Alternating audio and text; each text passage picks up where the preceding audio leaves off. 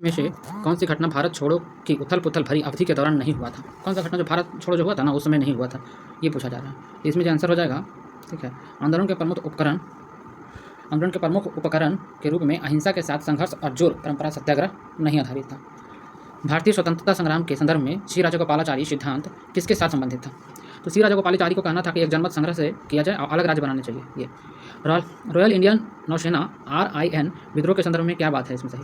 अधिकांश जो था नौसेना सेंटिंग राजनीतिक रूप से सचेत थे और भारतीय राष्ट्रीय सेना के प्रचार और आदर्श से गहराई से प्रभावित थे। 1 नंबर सही होगा इसका। 1942 के क्रिप्स प्रस्ताव के संदर्भ में निम्नलिखित में से कौन सा कथन सही है? तो क्रिप्स प्रस्ताव जो था, इसमें कहा गया था कि इसमें प्रांतीय प्रस्तावित किया गया था कि प्रभुत्व की स्थिति के बाद गवर्नर जनरल की शक्तियाँ बनी रहेगी। फिर कहा है कि अगस्त 1940 का प्रस्ताव जो था क्या है इसमें? तो इसमें कहा गया है कि देखिए, वायसराय की कार्यकारी परिषद का विस्तार होना चाहिए, ठीक है। प्रमुख रूप से भारतीयों के साथ युद्ध के बाद एक संविधान सभा का गठन होना चाहिए, ठीक है। भारत के उद्देश्य के रूप में पूर्ण स्वतंत्रता ये नहीं है, अगस्त प्रस्ताव में बात नहीं था। तो 1, 2, 4 किसमें है? ये नंबर होगा। भारतीय स्वतंत्रता अधिनियम 1947 के संदर्भ में कौन सा कथन है सही, जो विचार करना है।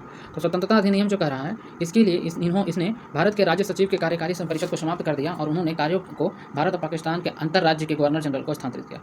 उन्होंने भारतीय रियासत का और ब्रिटिश प्रभुत्व को समाप्त कर दिया, जनजातीय क्षेत्र के साथ संधि कर ली। फिर कह रहा है कि उन्होंने 1935 के भारत सरकार अधिनियम द्वारा प्रत्येक अधिराज्य और प्रांत के शासन के लिए प्रस्ताव किया, जब तक कि नई संविधान नहीं बनाया जा सके। तो कौन कौन सी बातें सही हैं? तो 2 और 3 जो सही है, 1 गलत है। इसमें सचिव को समाप्त करने की बात नहीं थी। कह रहा है कि इनमें से निम्नलिखित भारतीय स्वतंत्रता संग्राम के संदर्भ में इन बात बताइए कौन सा सही है।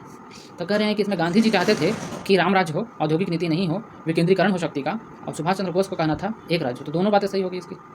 द्वितीय विश्व युद्ध और राष्ट्रीय संघर्ष के संदर्भ में निम्नलिखित में विचार करना। गांधी जी ने मित्र देशों और शक्तियों के बीच वार्ता समर्थन की वकालत की। जवाहरलाल नेहरू को मानना था कि ब्रिटिश न्याय के पक्ष में है और इसके लिए उसे ब्रिटिश के युद्ध प्रयासों में भारतीय भागीदारी को वकालत की। तो ये बात गलत है, B नंबर गलत है, C। इसका आंसर हो जाएगा A और C।